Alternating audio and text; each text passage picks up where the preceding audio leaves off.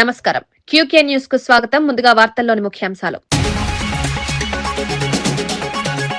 వందనం కొదుమూరు లిఫ్టుతో సస్యశ్యామలమవుతుందన్న భట్టి, సాగునీటితో గ్రామాల రూపురేఖలు మారతాయన్న డిప్యూటీ సీఎం, వలసలు తగ్గి గ్రామీణ జీవనం బలోపేతమవుతుందని వ్యాఖ్య, అభివృద్ధి అంటే భూమి మీద కనిపించాలన్న భట్టి. బీఆర్ఎస్ గద్దెలపై తాటికొండ రాజయ్య వ్యాఖ్యలు. బీఆర్ఎస్ గద్దెల జోలికి వస్తే మాడి మసవుతారని వ్యాఖ్య, రేవంత్ భ్రమలో ఉన్నారంటూ తాటికొండ రాజయ్య ఫైర్, రాజకీయ దాడులతో బీఆర్ఎస్ మరింత బలోపేతమవుతుందని వ్యాఖ్య, వెనక్కి తగ్గే ప్రసక్తే లేదని స్పష్టం.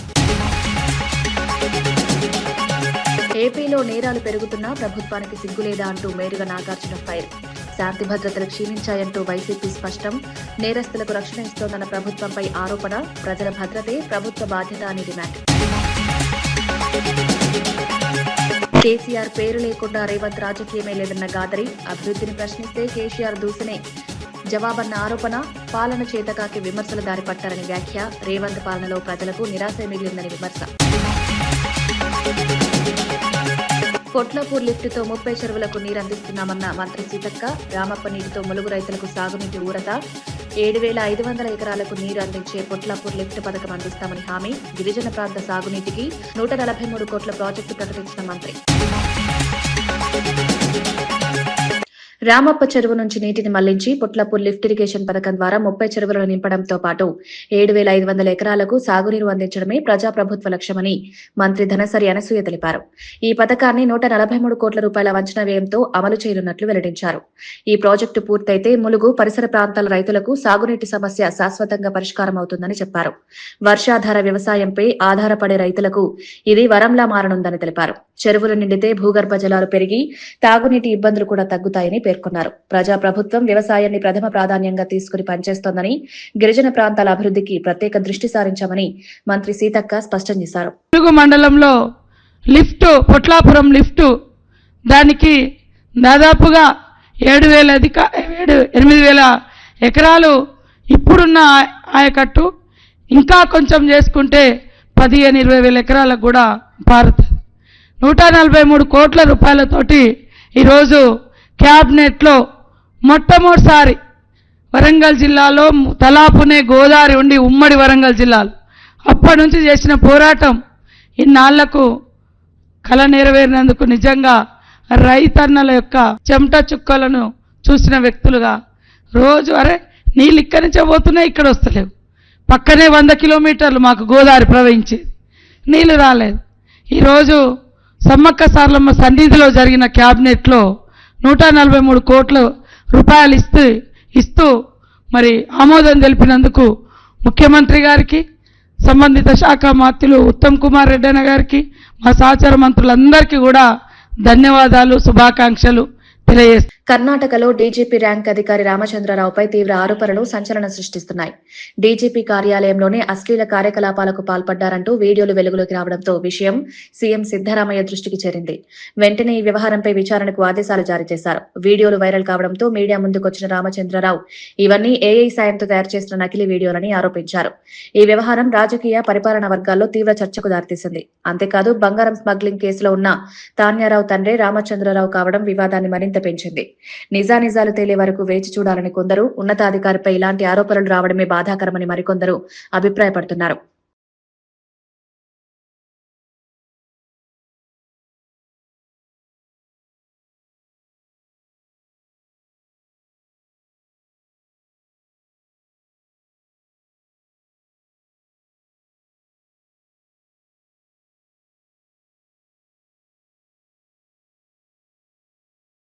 చంద్రబాబు నాయుడు త్వరగా జైలు నుంచి విడుదల కావాలని మొక్కు చెల్లించుకున్న కాంగ్రెస్ నేత, నిర్మాత బండ్ల గణేష్ రాజకీయ వర్గాల్లో ఆసక్తిని రేపారు. చంద్రబాబు విడుదల నేపథ్యంలో తిరుమలకు పాదయాత్రగా వెళ్లి తన మొక్కు తీర్చుకున్నారు.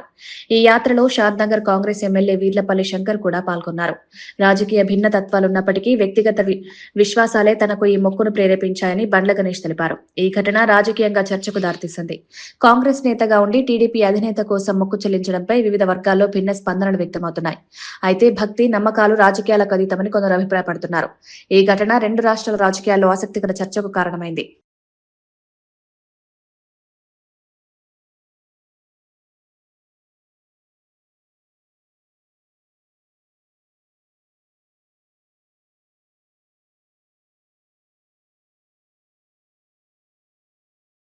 జాతీయ రహదారి భద్రతా వారోత్సవాల్లో భాగంగా నంద్యాల జిల్లా డోన్ జాతీయ రహదారిపై వినూత్న అవగాహన కార్యక్రమం నిర్వహించారు.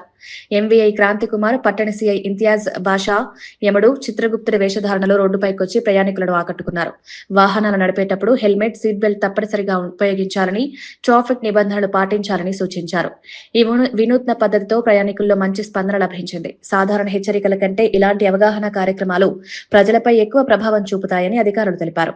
రోడ్డు ప్రమాదాల నివారణే ఈ కార్యక్రమాల ప్రధాన ఉద్దేశమన్నారు. ఈ విధానం ఇతర జిల్లాలకు కూడా ఆదర్శంగా మారే అవకాశం ఉందని అభిప్రాయపడుతున్నారు.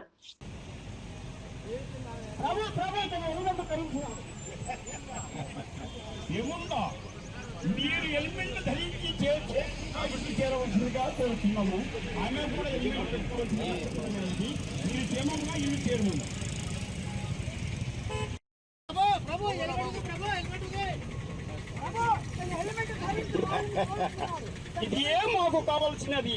నీవు ఎల్లు మెల్లు ధరించిన ఎడల అది వారు ఎంతో మందికి పూర్తిగా నిల్చగలరు అనియు మా ఆది కుమారు గారి ఆధ్వర్యమున ఇది ఏ మా ఆశిస్సులయ్యా అయ్యలో అయ్యమ్మా అన్నగారు.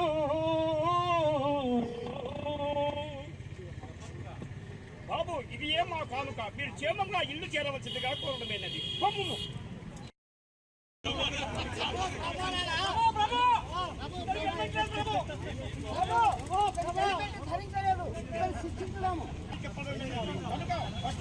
క్షమిస్తూ ఈసారి మాత్రము మీరు ఎలిమెంట్ లేకుండా బయలుదేరవద్దండి. ఇది ఏమో హెచ్చరిక, మీరు క్షేమంగా ఇల్లు చేరవలసిందిగా కోరడమైనది. పిన్నెల్లి గ్రామంలో జరిగిన సాల్మాన్ హత్య కేసుపై న్యాయం చేయాలని కోరుతూ వైఎస్ఆర్సీపీ నేతలు డీజీపీని కలిసేందుకు వెళ్లారు.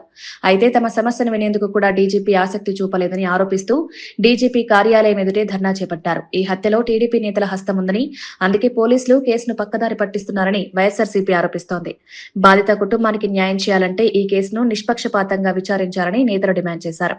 పోలీసులు అధికార పార్టీ ఒత్తిళ్లకు లోనవుతున్నారని విమర్శించారు. ఈ ఘటన ఏపీలో రాజకీయాల్లో ఉద్రిక్తత నెలకొంది. ప్రభుత్వం స్పందించి నిజమైన దోషులను శిక్షించాలని ప్రజా సంఘాలు కూడా కోరుతున్నాయి.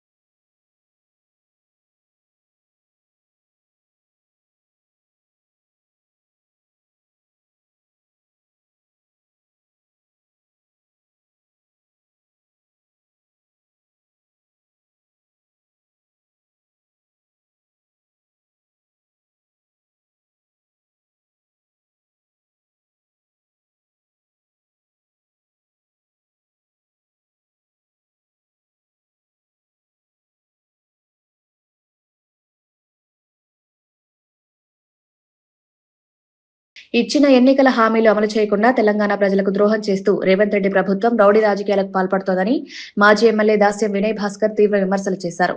ఎన్నికల సమయంలో ఇచ్చిన హామీల గురించి ఇప్పుడు మాట్లాడకుండా ప్రజా సమస్యలను పక్కన పెట్టి రాజకీయ కక్షలకి ప్రభుత్వం ప్రాధాన్యమిస్తోందని ఆరోపించారు. ప్రజల ఆగ్రహం రోజురోజుకు పెరుగుతోందని, సరైన సమయంలో ప్రజలే ఈ ప్రభుత్వానికి తగిన బుద్ధి చెప్తారని హెచ్చరించారు.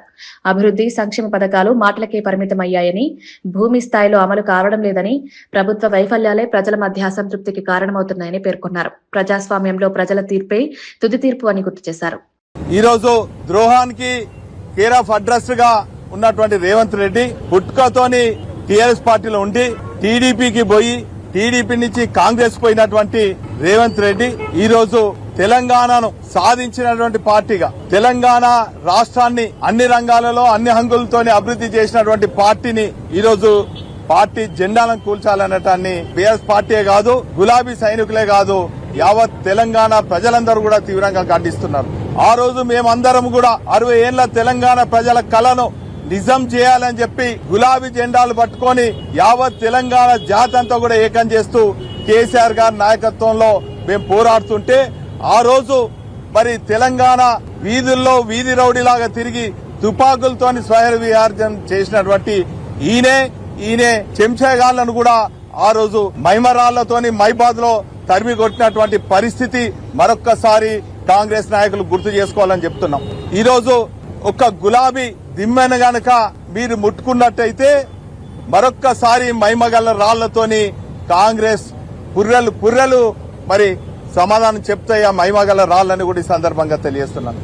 ఇప్పటికైనా కూడా మీరిచ్చినటువంటి హామీలు మరి నెరవేరుస్తూ ప్రజలకు చేరువు కావాలే తప్ప మరి ఇటువంటి రౌడీ రాజకీయాలు చేస్తే ప్రజలు ఖచ్చితంగా బుద్ధి చెప్తారని కూడా ఈ సందర్భంగా మరి కాంగ్రెస్ నాయకులను కాంగ్రెస్ పార్టీని హెచ్చరిస్తూ ఇప్పటికైనా కూడా మరి ఓరుగల్ లాంటి ఓరుగల్లో మరి మీరు ఇచ్చినటువంటి వాగ్దానాలు మరి నెరవేర్చాలని కూడా ఈ సందర్భంగా డిమాండ్. రేవంత్ రెడ్డి రాజకీయ జీవితంలో కేసీఆర్ పేరు చెప్పకుండా ఒక్క పూట కూడా గడవదని మాజీ ఎమ్మెల్యే గాదర్ కిషోర్ విమర్శించారు. అభివృద్ధి గురించి ప్రశ్నిస్తే వెంటనే కేసీఆర్ ను తిడుతూ తప్పించుకుంటున్నారని ఆరోపించారు. పాలన చేతగాకే నియోజకవర్గాలు తిరుగుతున్నా ఒక్క రూపాయి కూడా ప్రజలకు ఇవ్వలేకపోతున్నారని ఎద్దేవా చేశారు. మంత్రులపై వస్తున్న ఆరోపణలపై ప్రభుత్వం సమాధానం చెప్పకుండా మౌనం పాటిస్తోందన్నారు. అసలు జర్నలిజం అంటే ఇదేనా అంటూ మీడియా కథనాలపై కూడా ప్రశ్నలు లేవనెత్తారు. పాలమూరు సహా తెలంగాణ అభివృద్ధిపై కేసీఆర్ మాట్లాడితే 2 రాష్ట్రాల్లో చర్చ జరిగిందని గుర్తు చేశారు. రేవంత్ రెడ్డి పాలనలో ప్రజలకు నిరాశ మిగిలిందని వ్యాఖ్యానించారు.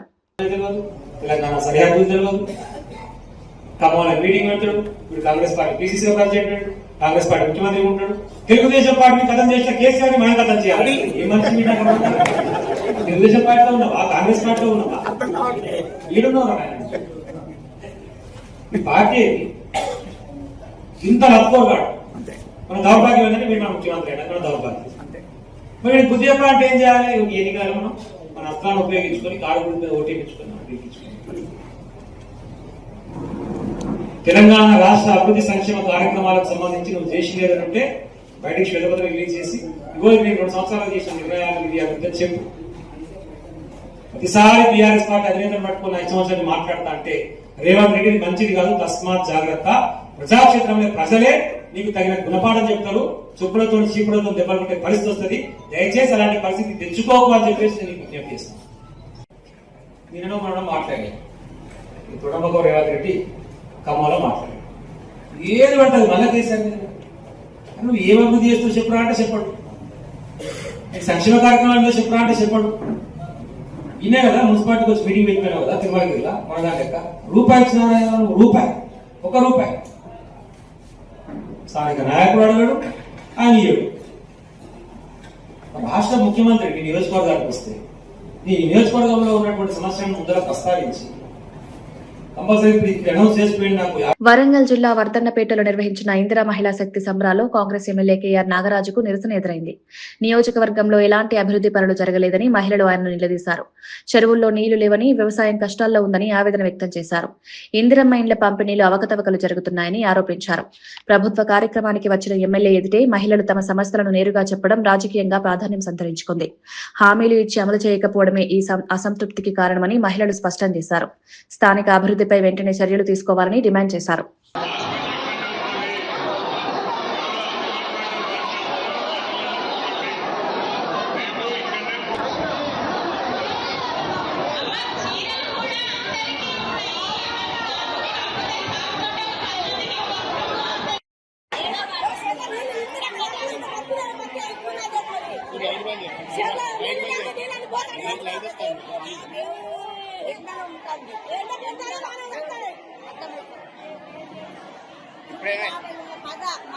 ఇప్పుడు ఏమైంది మరి? ఇప్పుడు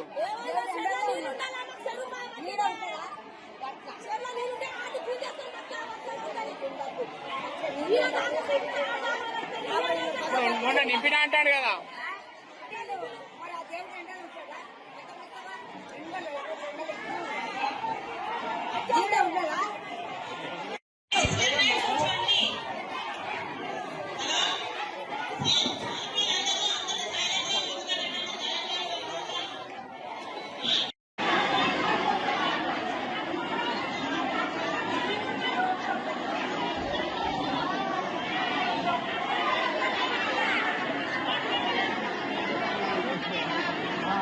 నేషనల్ క్రైమ్ రికార్డ్స్ నివేదికలను ఊటంకిస్తూ ఆంధ్రప్రదేశ్లో దాడులు అఘాయిత్యాలు అత్యధికంగా జరుగుతున్నాయని వైఎస్ఆర్సీపీ నేత మేరుగు నాగార్జున విమర్శించారు. ఇలాంటి నివేదికలు వస్తున్నా ప్రభుత్వానికి కనీసం సిగ్గు కూడా రావడం లేదని ఆగ్రహం వ్యక్తం చేశారు. శాంతి భద్రతలు పూర్తిగా క్షీణించాయని, ప్రజలు భయంతో జీవించాల్సిన పరిస్థితి ఏర్పడిందన్నారు. నేరాలను అరికట్టడంలో ప్రభుత్వం విఫలమైందని, అధికార పార్టీ నాయకులే రక్షణ పొందుతున్నారని ఆరోపించారు.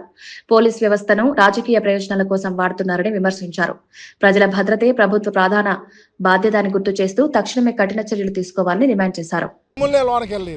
చివరికి ఎల్లి ఏడీజీ గారికి కాగితం ఇవ్వడానికి అవకాశం కల్పించారు. దానికి కారణం పత్రికలు చూశారు ఎంతసేపు ఏం జరిగిందో. నేషనల్ క్రైమ్ రికార్డ్ బ్యూరో ప్రకారం భారతదేశంలో అత్యున్నతంగా ఆంధ్రప్రదేశ్ లో దాడులు అఘాయిత్యాలు అమానుషాలు జరుగుతా ఉన్నాయని వస్తా ఉన్న రిపోర్ట్స్ మీకు చిగ్గు రాలేదంటే ఈ ప్రభుత్వం బాధ్యత వహించాల్సిన అవసరం లేదా అని అడుగుతా ఉన్నాం.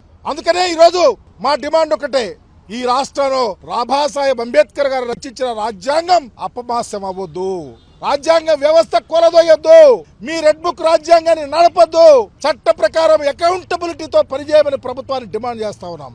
మేము అధికారంలో ఉన్నాం, మా నాయకుడు అధికారంలో పనిచేశాడు. బాబాసాహెబ్ అంబేద్కర్ గారి విగ్రహాన్ని పెడితేనే ఈ రోజు మీ ప్రభుత్వం వచ్చిన తర్వాత దానిని కూడా మరుగున పరచాలని చూస్తా ఉంటే దళితులకు నిలువ నీళ్ళు ఎక్కడ అడుగుతా ఉన్నా.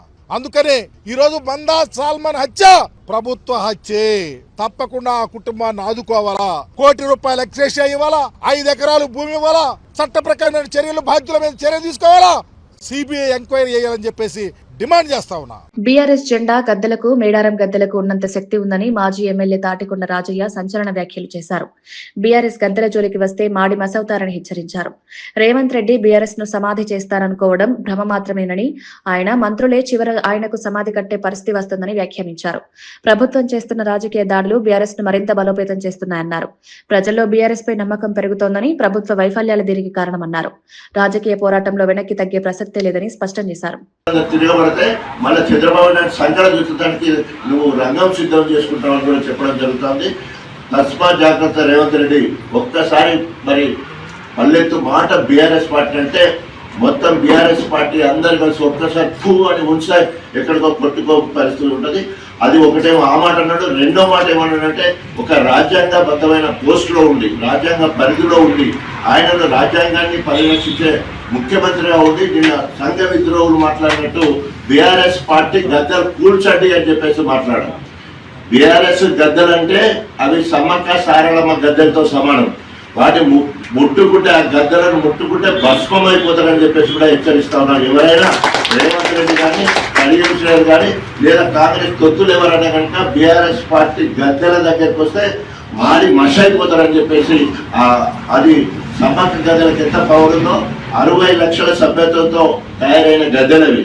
మొత్తం ఒక గద్దె అంటే అది హైదరాబాద్ లోని దుర్గం చెరువు పరిస్థితిపై తీవ్ర విమర్శలు వెలువెత్తుతున్నాయి. ఒకప్పుడు బ్రహ్మాండంగా స్వచ్ఛమైన నీటితో కలకలలాడిన దుర్గం చెరువును పాలకవర్గం పూర్తిగా నిర్లక్ష్యం చేసిందని ఆరోపణలు వస్తున్నాయి.